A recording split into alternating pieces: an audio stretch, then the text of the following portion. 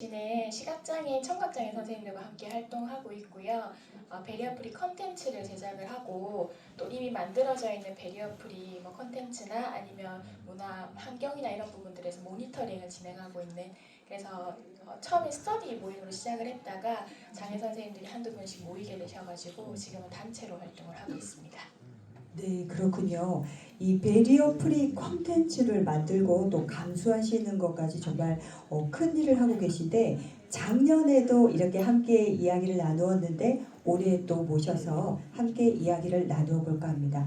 우리 오늘 나는 보리 영화 잘 보셨나요? 네, 재밌게 봤습니다. 네, 우리 김혜진 대표님은 보면서 평상시에 청각장애인 분들하고 되게 활동을 많이 하니까 또 감회가 새로웠을 것 같은데요. 네, 어떠셨나요?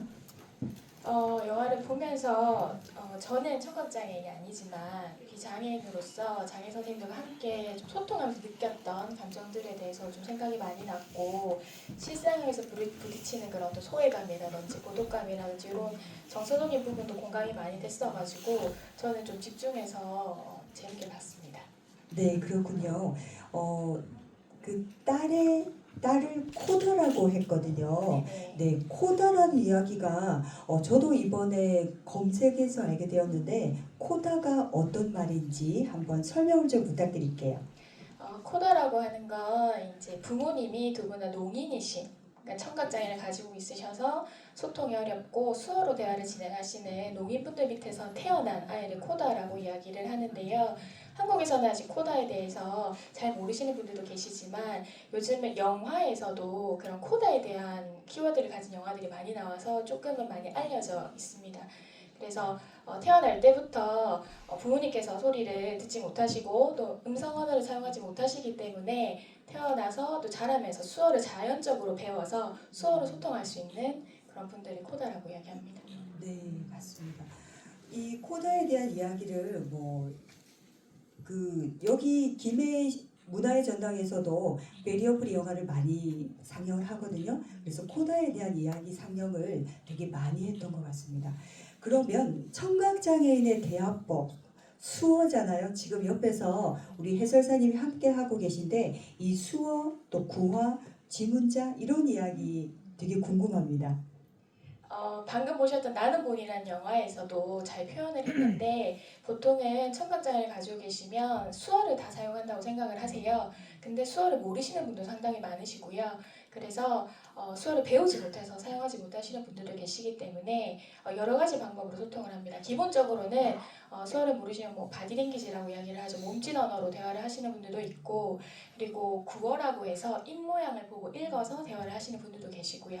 그리고 아까 나왔지만 노트에 필기를 해서 필담이라고 하는데요. 대화를 주고받으시는 분들도 계시고, 이제 수어를 하실 수 있는 분들은 당연히 수어로 대화를 하시는데, 예전에는 수어를 보통 수화, 아까 여기서도 수화라고 표현을 하기는 했는데 몸짓 언어라고 이야기해서 수화라고 하지만 요즘은 그게 좀 개정이 돼서 수어도 하나의 언어라는 인정을 받아서 지금은 수화가 아닌 수어라는 표현으로 사용하고 있습니다. 네. 앞으로는 수어라는 말을 더 많이 써야겠네요. 네네네.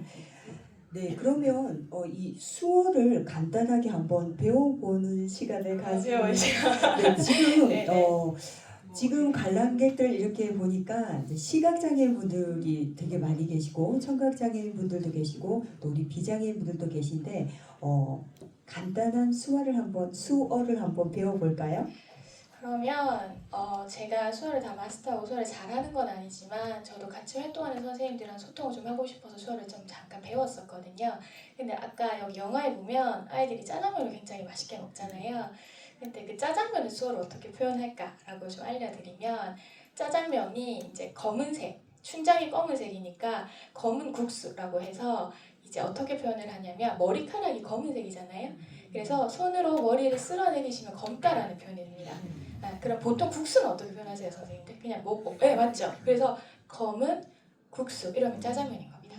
네, 그래서 이렇게 몸짓을 엮어가지고 표현을 하기 때문에 짜장면 드시고 싶으시면 이렇게 짜장면 하시면 됩니다.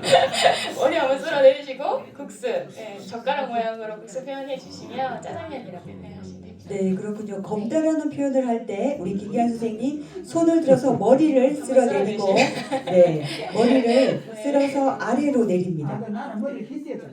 아, 죄송해요. 네. 네, 맞아요. 어떻게 그리고 될까요? 국수란 표현은 네, 아, 젓가락으로 백짜장. 국수를 먹듯이 입에 갖다 대는 이게 이제 국수라는 표현입니다. 그게 짜장면이군요. 네네. 네, 좋습니다. 또 알려드릴까요? 그러면 보통은 이제 행사가 나중에 끝나면 저희가 박수를 치잖아요, 그죠? 박수를 이제 소리로 짝짝짝짝 소리가 나는데 청각장애 선생님들 소리를 못 들으시니까 네. 수어를 어떻게 표현을 하냐면 양손을 위로 머리 쪽으로 올리시고요, 이거를 이렇게 흔들어 주시면 돼요. 그러면 그런 소리는 나지 않지만 봤을 때 이게 박수라는 의미가 됩니다. 그래서 나중에 끝날 때 이렇게 한번 인사해 주시면 너무 좋을 것 같습니다. 네, 우리 시각장애인 선생님들 양손을 머리 얼굴 정도의 높이 들어서 거기서 네, 반짝반짝 하듯이 흔들어주면 이게 박수입니다. 네, 그러면 우리 김혜진 대표님은 청각장애인 이제 농인이라고 하죠. 농인 친구들하고 활동을 많이 하니까 개인적인 또 에피소드나 그걸 통해서 또 느끼는 점도 있으실 것 같은데 어떤 게 있을까요? 저는 제 주변에 청각장애인 분들을 만날 기회가 거의 없었는데 제가 이 일을 하면서 장애인분들을 알게 됐고 만나게 됐고 친해지게 됐거든요.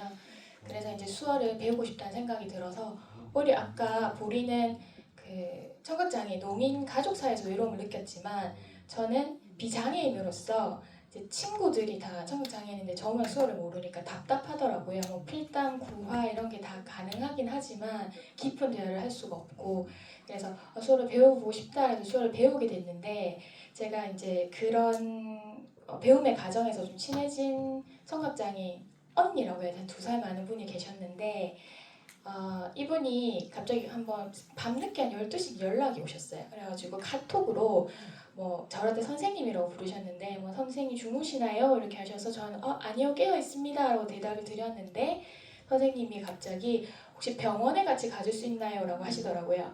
그래서 선생님 어디 아프신가요? 라고 했더니 그 선생님이 이제 고양이를 2마리를 키우고 계셨는데 한 마리를 이제 데려온 지 얼마 안 된 상황이셨어요. 근데 이 고양이가 낯서니까 주인을 이제 물어버린 거예요. 근데 선생님은 고양이에 물리셨는데 병원에 가셔야 되는데 그 새벽에 병원을 가기가 어려우셨던 거예요. 그래서 저한테 저희 집 바로 앞에 센터병원이라고 병원이 하나 있었거든요. 같이 가달라고 하셔서 저는 네 오세요. 제가 선생님 집 앞에 계시니까 저희 집 오시면 같이 가드릴게요 하고 아무 생각 없이 편하게 병원을 갔어요.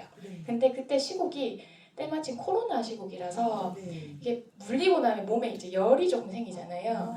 발열 증상이 있으셔가지고 병원에서 못 받아준다고 하셔가지고 또 제가 119 전화해서 병원 수속을 해드리고 해서 또 다른 병원을 찾아갔어요.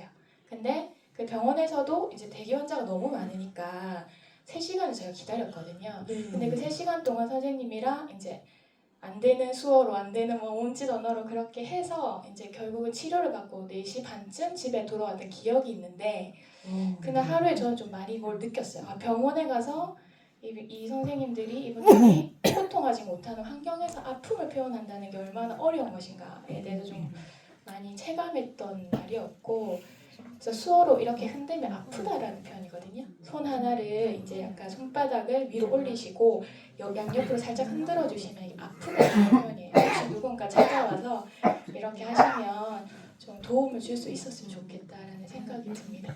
네, 선생님께서 왜 수화 과정을 그렇게 중국까지 배우셨는지 알 것 같습니다. 자, 그런데 우리가 이렇게 문화 예술을 함께 향유하는데 장애 필요 없이 누구나 즐기기 위해서는 이 영화 하나에도 많은 장치들이 필요하잖아요. 그래서 조금 전에 보신 베리어 프리 영화에도 또 어떤 장치가 있었는지 한번 이야기를 나눠볼까요? 1차적으로는 어쨌든 해설에 대한 부분이 있었는데 시각장애 선생님들을 위해서는 이제 화면 해설, 해설이라고 얘기를 하죠. 화면 해설이 있었고 청각장애 선생님들을 위해서는 자막 해설이 지금 들어가 있는 베리어 프리 영화를 보신 거거든요. 그 음성 해설 영화, 화면 해설 영화라고 이야기를 하면 장애 선생님, 시각장애 선생님들은 시각 정보를 얻으실 수 없기 때문에 소리로 그 정보를 들려드립니다. 그래서 영화에 화면에 나와 있는 정보들, 뭐 배경화면이라든지 캐릭터의 움직임이라든지 아니면 그 풍경의 어떤 이미지들을 이제 소리로 정보를 드리는 거고요. 자막 해설 같은 경우는 아까 그 뭐 음표도 나오고 밑에 막 자막이 계속 떴잖아요.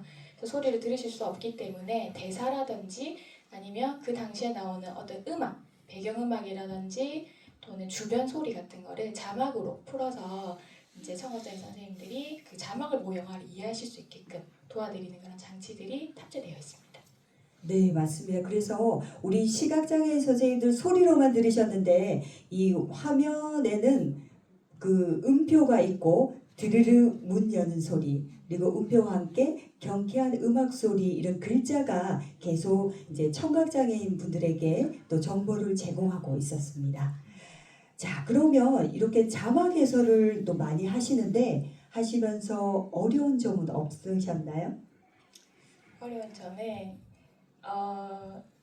아무래도 제가 비장애인이고 제가 제작도 하고 연출도 하고 뭐 감수도 하고 하지만 그 선생님들마다 시각장애 선생님도 마찬가지실 거예요. 조금 보이시는 경미한 상태이실 수도 있고 아예 안 보이시는 전맹이신 분들도 계신 것처럼 청각장애인 분들도 다 차이가 있으시거든요. 아예 못 들으시는 분이 있고 조금 들으실 수 있는 분이 있고 아까 인공화호 수술을 해서 끼고 계시면 또 좀 소리가 들린다거나 보청기를 껴도 소리가 들리는 경우도 있고 이렇잖아요. 다 장애 정도의 차이가 있으시기 때문에 자막 해설을 할 때 저번에 선생님께서 이런 얘기를 저한테 하시더라고요.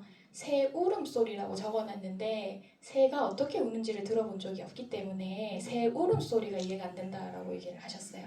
근데 이제 자막 해설을 하다 보면 새 소리라고 표현하는 곳이 있고 새 울음소리라고 표현하는 곳이 있고 조금씩 다 다르거든요. 이게 매뉴얼이 있다고는 하지만 그래도 사람이 하는 작업이다 보니까 조금씩 차이가 발생을 합니다. 그래서 그런 부분에 있어서 정보를 어떻게 선생님의 입장에서 장애인 당사자 입장에서 정확하게 해설할 것인가 이런 부분은 항상 고민되는 지점이고 그리고 부산에서도 제가 작업을 하지만 서울에서도 작업을 의뢰받아서 해본 적이 있는데 서울은 또 부산이랑 또 다른 매뉴얼이 있어요. 좀 더 색다른 그런 저희가 해보지 못했던 작업의 형태를 요청한다거나 이런 게 있어서 그런 자, 부분이 예를 든다면 예를 든다면 그때는 그 영화가 아니라 그 예능 시트콤 같은 영상을 화면 해설 요청을 했었는데 거기서는 따옴표는 이때 넣어주시고 뭐 띄어쓰기는 이렇게 해주시고 이렇게 하면 좀 더 그 회사에서 요청하는 매뉴얼이 또 따로 있더라고요. 그래서 저희가 하는 작업이면 또 다른 부분들이 있어서 그런 거를 좀 획일화되지 않은 부분들이 있다 보니까 그런 작업을 할 때 조금씩 고충이 있는 것 같습니다. 네.